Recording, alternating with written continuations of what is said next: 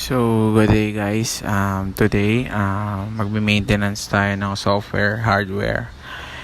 And gagamit tayo ng antivirus. And bakit nga ba tayo gumagamit ng gantong application or bakit natin kailangan gamitin yung antivirus?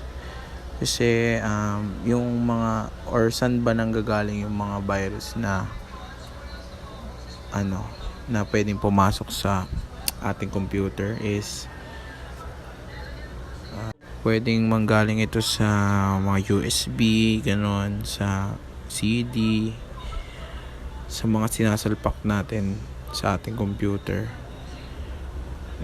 And yan nga, yun yung antivirus. Scan lang natin and hintayin lang natin siya na mag 100%.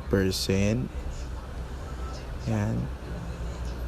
So, ayun yung basic maintenance na pwede nyong gawin kapag meron kayong computer or laptop. So, mag-scan kayo sa antivirus nga para ma-block nyo yung any excess file na pwedeng mag-cause ng any issues na pwedeng ikasira ng iyong computer, ganun. Minsan kasi nagko-cause yan ng lagging kapag madami ng virus yung yung computer natin. Kaya kailangan nating ma-maintain or ma-prevent yung mga ganong bagay.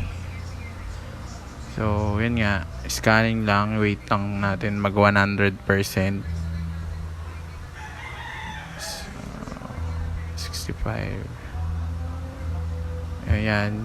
So, ganun lang kadali guys. Scanning lang ng antivirus to prevent any excess file.